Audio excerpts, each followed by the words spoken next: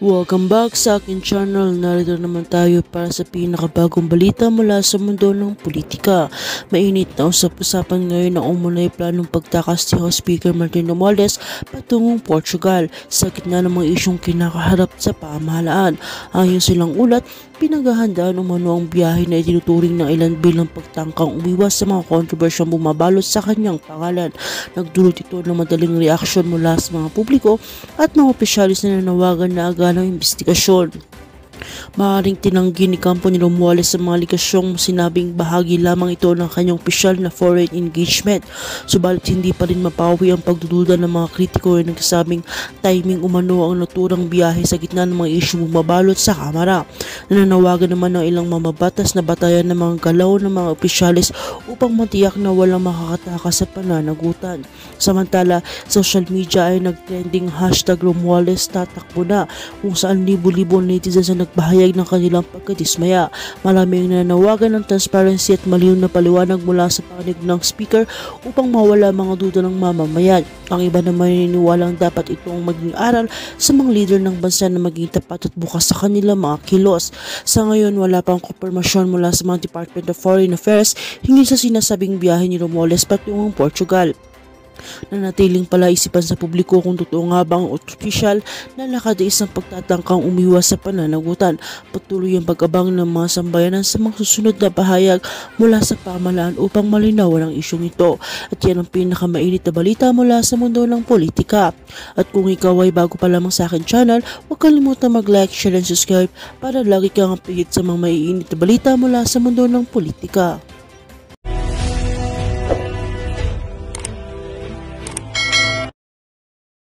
With your fellow citizen after tragedy is not brattiness.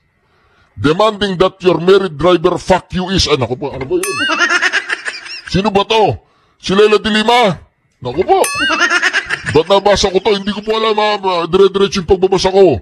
O sabi niya, kasi tinawag niya pong brattiness si BP Sara sa kanyang talumpati. Si Leila de Lima, bratinela daw siya. Being with your fellow citizen after a tragedy, kasi nasa Cebu siya, di ba? Nasa Cebu. Tumutulong po si BP Sara sa mga nasalanta ng lindol. Nagkukuda po itong si De Lima na bratinela daw, ba't wala siya dun sa hearing? Nasaan daw siya? Sabi naman netong the Shaman of Mindanao, demanding that your married driver fuck you is... Ano ba yun? Ba't ganon? Si Dayan. Si Dayan, tsaka si Junel. Nagmamalinis kasi itong si De Lima no? Ika na magmalinis, De Lima. Di ba? Jinel.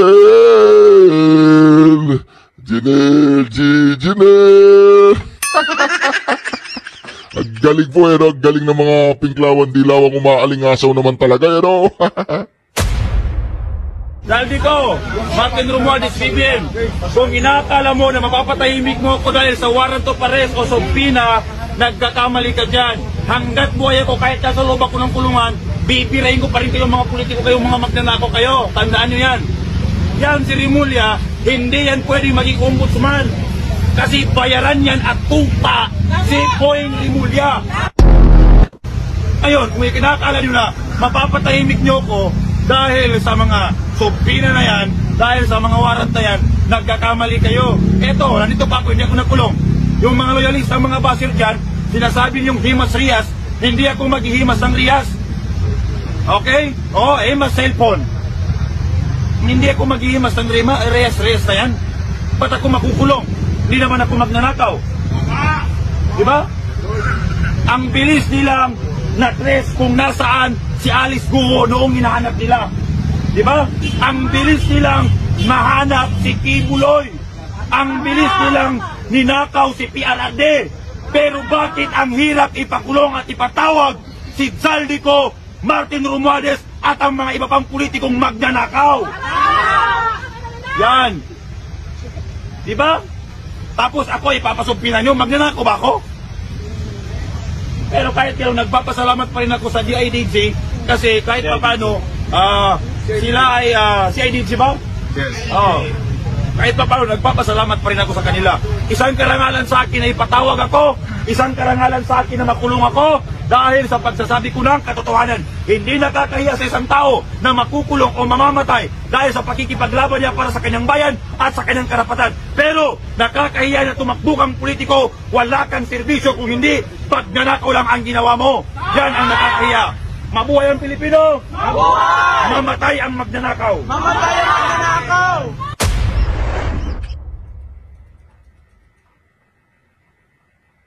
So ikaw bilang political strategist, nangunguna pa rin si Sara Duterte. It's all about 2028 kasi ang aga pa lang yung mga galawan dahil ito ang iyong forte, mga pagposisyon ng mga kandidato para sa mga eleksyon.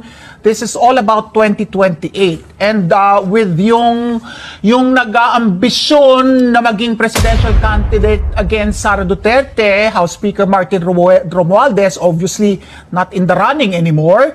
No, running away. Running away na siya, si Tambaluslos. Alam po ninyo mga karyaso, yung lahat ng pera na totoo man yun, kung totoo man na hinahatid ni Sergeant Gutesa doon sa Aguada Malacanang, doon sa Forbes Park, doon sa bahay ni yung Chinese.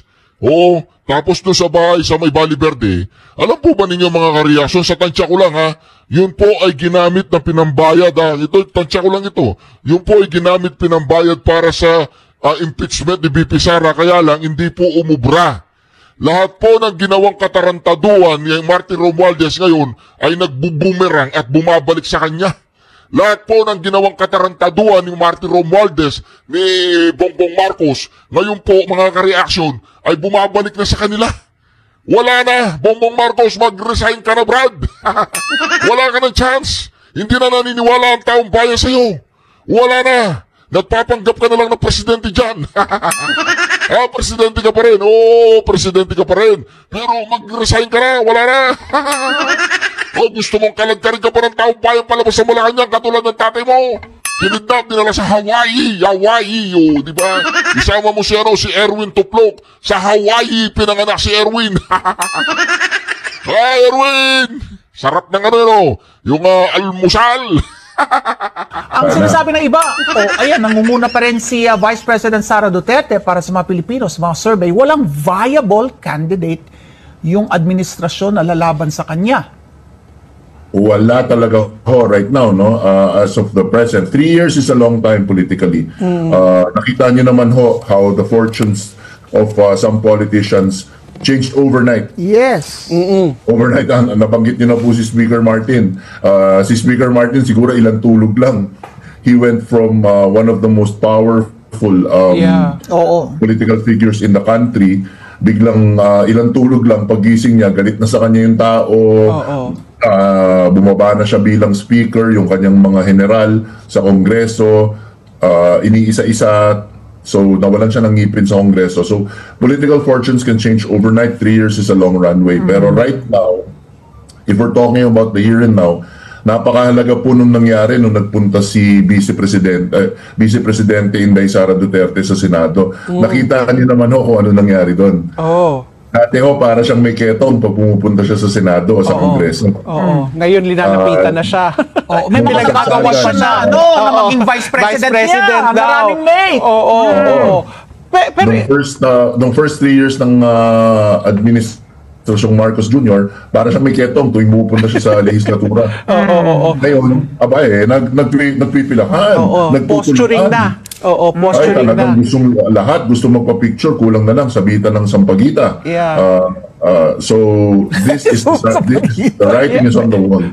Pero Alan, ito pa before we run out of time, what happens the state of health of former President Rodrigo Duterte is in question. Some are saying na he's getting weak, in fact he's parang may dementia or whatever, although may mga nagsasabi okay naman for an 80-year-old.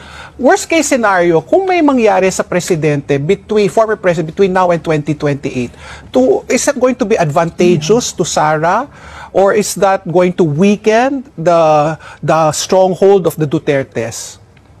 Well, hindi nyo na siguro matandaan dahil 14 years old lang kayo ni Ma'am Ali, no? Tsaka ikaw, Ma'am Patib. 14 years old lang siguro kayo nung nangyari yung nung yumao ang ating icon of democracy, si Corazon Aquino. Oh. Nakita niyo naman ho yung nangyari nun. Yeah. That time, Noynoy Aquino was not even in part of the surveys. Correct. Sa survey, hindi man lang siya nililista being a viable presidential candidate. Yes, o si Mar dapat. But when President Cory passed away, there was such an upsurge na kaya ng mga yellows at that time, no, at just really catapulted and propelled Pinoy to the presidency, the late Pinoy. If we're talking about the Duterte supporters, there is one thing you can say about them. Siguro the best, most accurate term to describe them is passionate. They are creatures of passion, pure passion. And if they're the very anchor of their support, God forbid, if something should happen to him, matitriple, makakadruple ang kanilang pagiging passionate. That is a definite plus to the candidacy of Inday Sara Duterte and any Duterte favored candidate. Nako, mga ka-reaction. Pag may nangyaring hindi maganda kay Pangulong Duterte doon sa dahig at natsugi siya doon, hindi na siya nakauwing buhay dito, lalo pong masesemento. Si Tambalustos hindi na hindi na makakahapak siguro ng Pilipinas yun. Si Saldico, meron po tayong ito mga ka-reaction, ayan po mga ka-reaction, tingnan po ninyo yan. Sino ba yan? Sino ba yung nakapapil dyan, sino ka bang punyeta ka, Bakit ka pumapapil dyan? Ayan, hindi, ito, Arena ng flood control, ayan, mga ka-reaction, Risa Ontiveros, liwanag at lingap, relief pack distribution, Senator Risa Ontiveros. Ano ba yan? Bakit? Ano yan? In partnership with the Department of Social Welfare and Development. Meron bang ganyan? Hindi ba pwedeng gawin ng DSWD na wala ka? Mahilig ka talagang umepal eh. Mahilig ka tawagan ko si Llamas. Hello, Llamas. Walastik Llamas. Si Risa.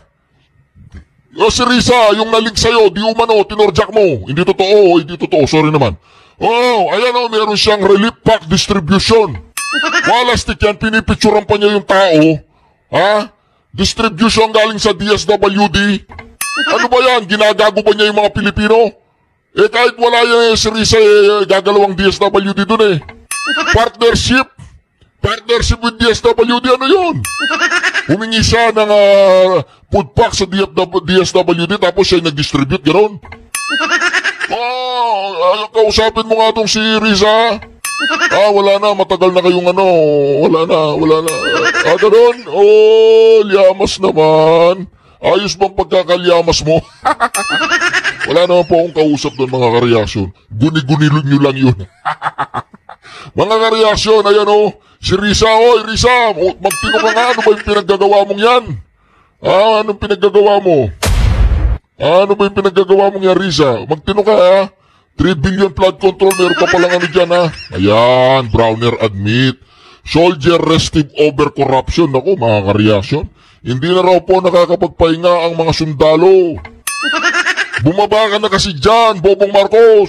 Ako, wala na. Ang suporta ng taong bayan, wala na sa'yo, hindi mo alam.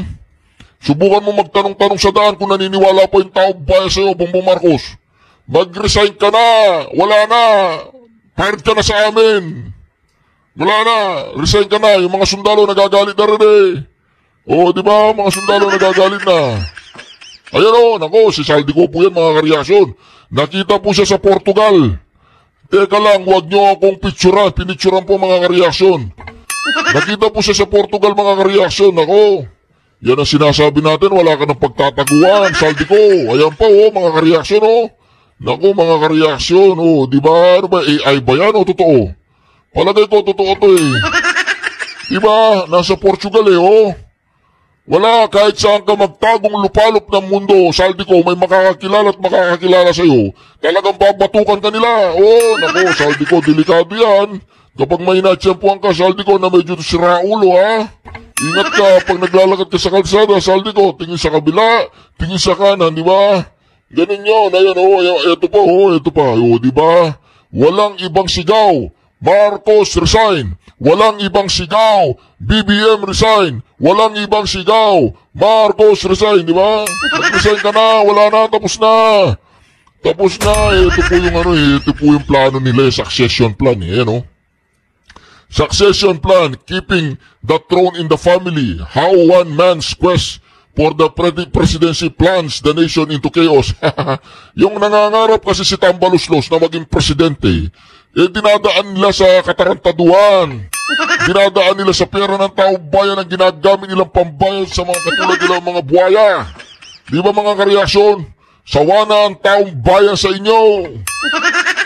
Mag-resign ka na, Bongbong Marcos. Wala na, tapos na. Ano pang iniintay mo dyan? Di ba mga kareaksyon? Kayo po ba mga kareaksyon? Gusto niyo pa ba si Bongbong Marcos dyan sa Malacanang? Mag-comment po kayo sa comment section. Yes or no lang naman ang sagot. Di ba? Ito pang pinakamalupit dyan mga kareaksyon. Ayan Aguinaldo, Michael Garcia, Cruz, Stephen Caperina, Jerin Samuel Hufano, Logan Annalisa Gonzalez, Lopez Mario Villamor, Musni Michael Frederick De Leon, Remula Jesus Crispin, mga reaksyon, Katibayan, Ombudsman po yan, mga kareaksyon. Ombudsman na si Boyeng, ombudsman na. Mga kareaksyon, yung sinasabi. Ayan! si pala mga kareaksyon, si Grace po, pumaldo, 11 billion ang insertion. Paldong-paldo si Grace po bago umalis ng, Rowena Guanzon. Kung totoo ito, Grace po, 11 billion, paldong-paldo mga kareaksyon.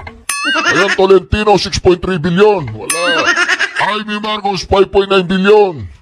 Rapi Tulfo, 5.1 billion. Lito Lapid, 4.7 billion. Cynthia Villar, 4.3 billion. Nancy Binay, ayan, si Nancy, natiran doon ng pera 4.1 billion. Pia Cayetano, 4.1 billion. Ejercito, JB, 3.8 billion. Coco Pimentel, 3.7 billion. Win Gatchalian, 3.7 billion. Bongo, Bongo ba nandiyan ka, 3.6 billion. Mark Villar, 3.6 billion. Risa Hontivero,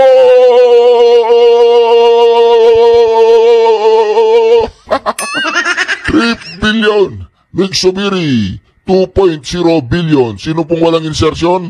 Sino po yung walang insertion dyan? Ang walang insertion dyan, sino ba yung walang insertion? Parang wala dyan parang wala si dyan, si Chisa Escudero. Wala din si Bato de la Rosa. Wala si Robin Padilla. Di ba?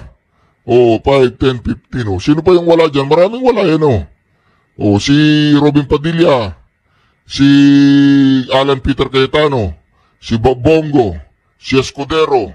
Kulang pa, marami-rami pa yung wala dyan, Ang takin mo yan, di ba? Ano yan? Yung Siyam ang wala dyan. Sino kaya yung Siyam na yun, si Risa Hontiveros meron nun. Po, sinasabi natin, yan. Di ba? Ano ba yan? Being with your, ito yung sasabihin natin mga kareaksyon. Mahiya siya. Mahiya po kayo dahil ito nangyari sa panahon ng administrasyon nyo. Wag yung sabihin na kayo pa ang hero. No, puro tao nyo po ito, nakagawa nito. At wag kayong magbintang ng iba dahil it is your command responsibility. Yan ang maanghang na banat ni former Ilocos Sur Governor Chavit Singson laban kay Pangulong Bongbong Marcos sa gitna ng anomalya sa flood control at national budget. Sa eksklusibong panayam ng SMNA News sa mismong tahanan ni Singson, sinabi nito na command responsibility ng isang presidente kung anumang nangyayaring issue sa kanyang administrasyon. Matatandaan na sa kanyang 2025 State of the Nation Address, kinundina ni President Marcos ang korupsyon sa flood control sa kanyang termino at pinagsabihang mahiya naman ang mga sangkot dito. Ngunit para sa negosyante, hindi sapat ang pronouncements dahil dapat may maipakulong. Kinundina naman niya ang planong pagpapahinto ng flood control probe sa Senado. Ngayon, hinto na. Wala pa na demanda. So, niloloko lang po tayo sa madaling salita. Huwag tayong pumayag na paloko itong gobyerno na nanloloko sa atin. Demanda niyo ako kung gusto niyo, okay lang. Pakulong niyo ako, okay lang. Binalikan naman ni Singson ang panahon ng martial law ng yumaong diktador na si Ferdinand E. Marcos Sr. na siyang tatay ni PBBM. Mga bangungot na inakala niyang aayusin ng kasalukuyang Pangulo. Nakalimutan na ba ang ating kababayan? Panahon ng martial law, ano nangyari? Basahin nyo na lang history. Tapos napatalsik yung Marcos Sr. Akala ko, nung tumulong ako dito sa Marcos Jr., ayusin ang pangalan nila. Hindi, mas grabe pa. Nauna nang binanatan ni Singson si Palace Press Officer Yuse Claire Castro dahil sa umano'y personal na pag-atake nito laban sa kanya. Sa isang Facebook post, sinabi ni Singson na tila nagiging attack dog ng Malacanang si Yuse Castro dahil sa mga patutsyada nito. Ayon kay Yuse Castro, makikipag-ugnayan sila sa PNP at DOJ para paimbestigahan ang panawagan ni Singson na bumaba sa pwesto si Pangulong Marcos. Inakusahan din ni Castro si Singson na kumakampi kay Vice President Sara Duterte dahil hindi umano nabigay ang hinihinging posisyon sa PCSO. Vuelta naman ni Singson kay Yuse Castro. Dodoble ko pa. Ang ibanan sa akin, marami pa akong hindi nalabas. Ang Pilipino, madali makalimot. Nilino naman ito na wala siyang personal na interes sa kanyang paglantad sa publiko bilang oposisyon. Anya, hindi na nito maatim ang malawakang korupsyon at ang patuloy na paghihirap ng mga Pilipino dahil sa maling pamamalakad ng gobyerno. Dagdag pa niya, marami pa siyang ilalabas sa impormasyon sa mga susunod na araw. Abangan na susunod dahil banatan niyo ako, babanatan ko kayo rin. Mas gagaran akong, Para sa Diyos, sa Pilipinas, kung mahal, MJ Mondehat. Pag binanatan mo daw si Manong Chavit Singson, Claire, gaganahan siya pero hindi gaganahan sa'yo ha, mga Miss Universe yung kasama nun. Huwag kang mag-isip na ginaganahan sa akin si Chavit Para yatang gaganahan sa akin si Chavit. Oy Claire, gumising ka sa pagkabangungot mo. Mga Miss Universe ang mga nasa tabi niya. Mahiya siya. Mahiya po kayo. Mahiya kayo. Kine-question ni Senador Miriam Defensor Santiago ang mungkahi na italagang Special Independent Investigator si Senator Ping Lacson kaugnay sa pork. Meron palang history na ganito si Ping. Meron siyang history na parang cover-up boy, ganon. Ayun po parang dating sa akin ni Senator Miriam, ganon cover-up boy. Question ni Senador Miriam Defensor Santiago ang mungkahi na italagang Special Independent Investigator si Senator Ping Lacson kaugnay sa pork barrel scam. Halimbawa, itong Lacson na ito. Opo. Maliwanag na kampi niya si Enrile. Kasi noong nag-away kami ni Enrile tungkol doon sa mga Christmas bonuses na yon, na ayaw ipalitaw ni Enrile, hinamon ko si Enrile magdebate kami, ang sumagot si Lacson. Bakit po sa tingin ninyo unfit itong si Senator Ping Lacson para maging Special Independent Investigator kaugnay sa pork barrel scam, ma'am? Pinky Lacson. Kailanman kami sa Senado, hindi nag-appoint ng investigator and there is no provision in our Senate rules for that. This is an innovation being proposed without any legal basis. Alam mo, ang suspetsyo ko dito ay itong mga nasangkot na senador sa PIDA na mga NGOs na peke daw, itong iba dito, mga potential presidentiables or vice presidentiables sa 2016. Ayaw man natin o gusto natin sila, hindi pa natin alam kung may kasalanan sila o hindi. Natural, gusto nating lumitaw ang katotohanan. The fact is, they are eyeing the presidency. Maaga pa gusto sirain na ang magiging katunggali nila sa 2016. Kaya kung lagyan mo ng investigador na laban na antimano, kaya magiging character assassin itong Lacson na ito. Kasi ang politika, Kara, is very, very complex. It's very truncated. Dapat yan, lawyer, kasi hindi siya abogado, saka tingnan mong lingwahin niya. Judge it for yourself since you're a UP graduate. Tama ba yan? Na ang top figure magsasalita tungkol sa katunggali niya. Rehabilitation star Pampilo Lacson ang paratang ni Senador Miriam Santiago na nagpapakalat siya ng maling impormasyon para pagtakpan si Senador Juan Ponce Enrile sa pork barrel fund scam. Thinks Senator Juan Ponce Enrile has a hand in the latest expose of former Senator Panfilo Lacson. Santiago questions Lacson's statement that the family of Janet Napoles gave him a draft affidavit reportedly naming 12 senators and more than 100 congressmen in the corruption scandal. Santiago says Lacson showed no proof the affidavit was authentic. Napoles' lawyer Bruce Rivera confirms the Napoles approached Lacson before meeting with Justice Secretary Laila de Lima Monday. Santiago says she believes Lacson is only speaking to prevent Napoles from naming Enrile as the scam leader. Santiago has repeatedly tagged Enrile as the real mastermind, the brains behind the scheme. She says, quote, "There's no secret that I think the most guilty here is former Senate President Juan Ponce Enrile. No matter what the..." Lacson! Ayun, di ba meron siyang yung parang gusto niya i-cover up si Juan Ponce Enrile, ganun ba yun? Di ba? May expert pala si Lacson sa ganyan. Possible, ano? At ako, sa totoo lang, mas maganda kung ang unang mawawala yung ating Senate President, ano? Kasi unang-una, malinaw, no? Malinaw yung kanyang demeanor dito, yung kanyang agenda. It's really very clear, no? Unmistakable and unquestionable na yung kanyang loyalty nandito kay President BBM at na kay Martin Romualdez. So, that being said, if he will become the Senate President still, no? Wala tayong makikitang tangible outcome dito sa ginaganap na investigation na to, no?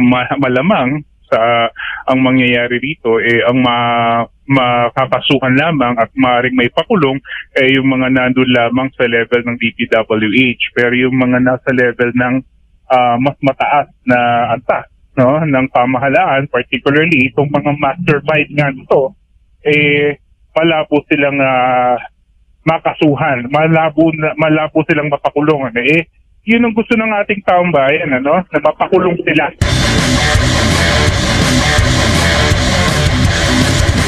Pabor kayong ituloy itong investigasyon sa kabila po, sa gitna po ng mga ginagawang pag-aakusa ng ilan nga dito sa mga ilang senador na dawit din di umano sa mga maanumalyang flood control projects.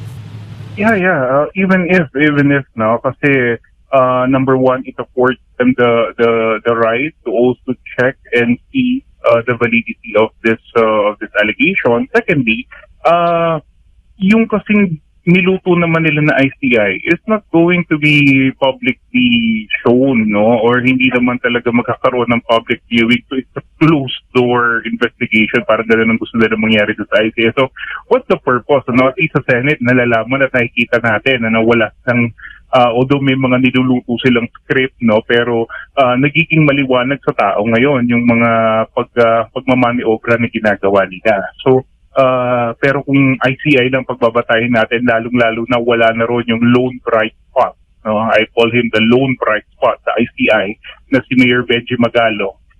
Wala na akong katiwa-tiwala ron. I mean, I'm speaking in a personal opinion. I don't see anything, no, happening with ICI. Most likely ang mangyayari niyan, mag-iimbestiga sila, magre-recommend kanino ipapasa sa DOJ. Sinong may hawak ng DOJ? Si Poyeng Remulla. So wala rin kahihinatan or walang patutunguhan. So I think what is important right now is for the ombudsman to step in this issue, file the necessary charges, and let's go and proceed to Sandigan Bayan para magkaalaman na yun kung talagang seryoso itong gobyerno na talagang panagutin itong mga tao sa likod nitong napakalaking pandarambong na to na ginagawa nila sa ating kabanang bayan. Kasabay nga nitong pagbibitiyo ni Senator Ping Lacson, Prof, ay itong mga usap-usapan ng pagbabago di umano sa leadership ng Senado. Posible ho ba magkaroon ng rigodon sa Senado ngayon? Possible, ano? At ako, sa totoo lang, mas maganda kung ang unang mawawala yung ating Senate President, ano? Kasi unang-una, malinaw, no? Malinaw yung kanyang demeanor dito, yung kanyang agenda. It's really very clear, no?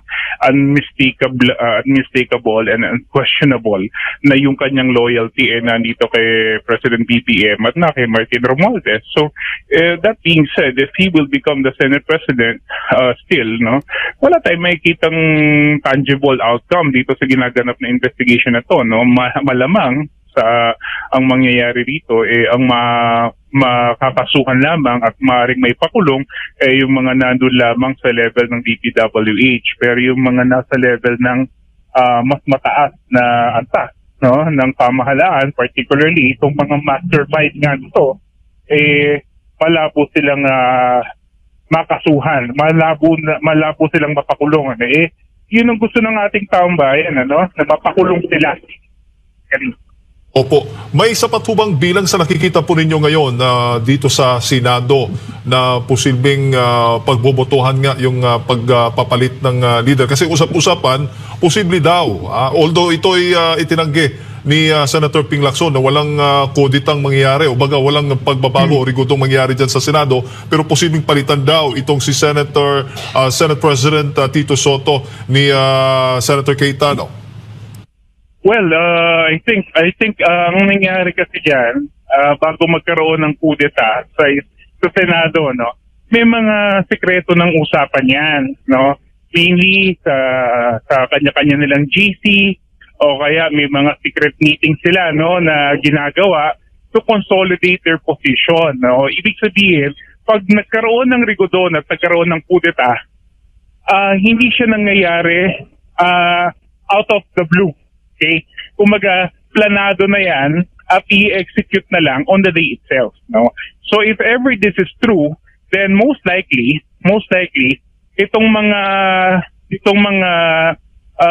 pag-uusap na to ay maaring nangyari na nung nakaraang linggo, and probably we're seeing na maaari talagang mangyari na magkaroon tayo ng pagbabago sa liderato. And nakita naman natin nung nagbigay ng kanyang speech nung si Senator Chis Escudero last week, nagtayuan yung maraming mga senador na nandito rin sa mayorya, Maaring sila ay sumasang-ayon din sa kanyang mga sinabi.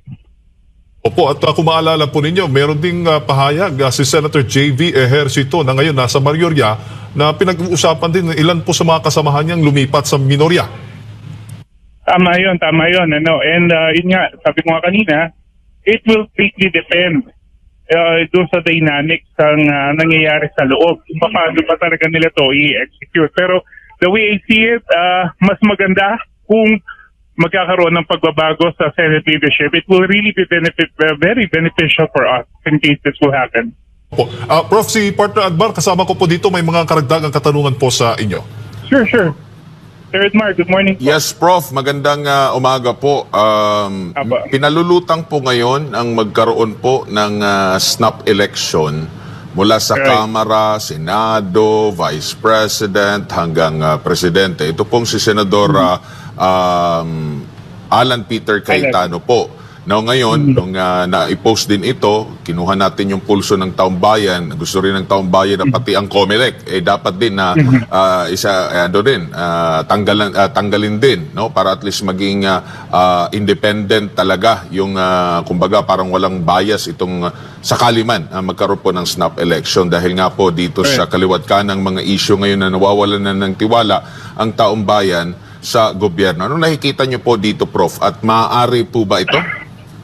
Well, kasi yan, kung sakaling mangyayari yan, this will be the second time in the history na Marcos ang nakaupo na nagkaroon tayo ng snap election. Remember that we already had this in 1986, before the revolution, we had the snap election. Apparently, nakita naman natin na yung resulta ng snap election na yon was rigged, in favor of the then president, and so it sparked the people power, So, maaari kasi na maging precursor na naman ito of a similar incident, kaya nagkaroon tayo ng revolutionary government, kung maalala natin, noong 1986 hanggang 1987, So, right now, I think this full governmental reset is something that the public would definitely want to happen.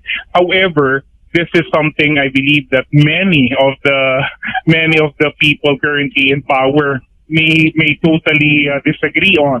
So maganda yung binabanggit, pero on the level of how it could be executed or how it could be carried out, doon tayo magkakaproblema dito. So ako I totally agree with the statement that the public already has lost their trust and confidence to the current administration, and that a full governmental reset is really necessary. Pero I think careful study or careful analysis should actually be done in line with this, especially if if it may go against the very tenets of our Constitution. So yun ang dynamics na titignan natin dito eh. Mukhang maganda siyang tignan pero baka mas makasama sa atin or baka mas magamit pa ito na leverage ng mga nakaupo ngayon, no? Para magkaroon ng malawakang pagbabago sa gobyerno o sa struktura natin sa sistema na will in the end be in their favor, no? So ayaw nating mangyari yon. So yung mga scenarios na to, kinakailangan magkaroon tayo ng masusing pagtingin, pag-analisa kung ano-ano yung mga possible scenarios and what will be the contingency measures that should be in place if ever these things will happen. Kasi baka hindi maging maganda ang resulta nito para sa atin, lalong-lalo na yung mga nakaupo ngayon would not want to abdicate their positions, no, for the greater good of the country. I'm not seeing that happening, with the current set of politicians that we have right now. Actually, kasi the way I see it, mukhang obviously, may mga paglilihis at may mga gusto siyang takpan dito sa pagdinig na to, no, na I think it's not really in the character. I mean, in fairness to Senator Lacson, was never really in his character to be like this. Pero I don't know what really happened. Maybe ganoon kalaki yung impluensya nitong mga nasa likod nitong iskandalo na to the point that, even an upright man like Ping Lacson with this weight, no, with his principles and his demeanor, no, para lang paboran sila. And I think itong pagbibitiw niya na to, no, is more of a reaction perhaps doon sa siguro nga insurmountable pressure na nanggagaling hindi lamang doon sa mga kumakalaban sa decision niya, pero doon din sa mga tao na naglalayo na makuha yung protection nila ni Tito Sotto, no, ni Senate President Tito Sotto. And siguro taliwas ito sa kanyang prinsipyo, taliwas din ito sa kanyang agenda, no, bilang isang senador, and maybe hindi na lang niya talaga gugustuhin na mangyari pa ito. So I think that's why he resigned. Pero on the issue whether nagawa niya ba ng tama yung kanyang I think may problema, no, sa una pa lang. Sabi ko nga kanina, may mga tao na dapat na ipatawag pero hindi nila pinatawag, no. So doon pala may kita natin na medyo may nangyayaring whitewash dito sa investigation ng Senate Blue Ribbon Committee. Nagbitiw bilang chairman ng Senate Blue Ribbon Committee ito si Senator Ping Lacson. Ano ba ang masasabi po niyo dito? Well, I think this is a reaction to the mounting pressure on his part for him to be able to really deliver supposedly, kasi medyo tough act to follow talaga yung kanyang sinundan, which is Senator Dante Marcoleta, at nakita naman natin kung paano in-steer, no, kumbaga paano inilarga ni Senator Dante Marcoleta yung Senate Blue Ribbon Committee. But then again, it happened na nagkaroon ng change of leadership and consequently napalitan din yung committee chairmanship nitong Senate Blue Ribbon Committee.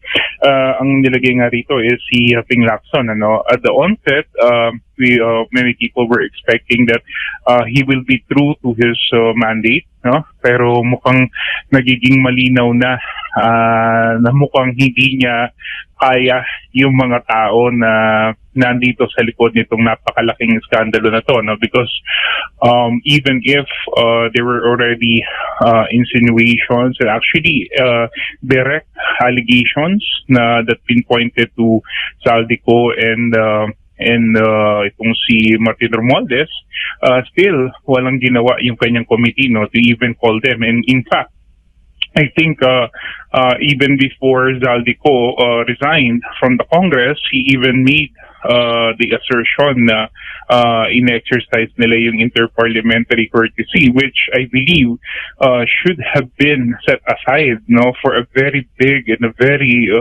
sabihin na nating significant controversy, scandal, or fiasco kagaya nito, no? So, doon pala nakikita na natin na mukhang hindi magiging maganda yung direksyon ng pagdirig na to under him.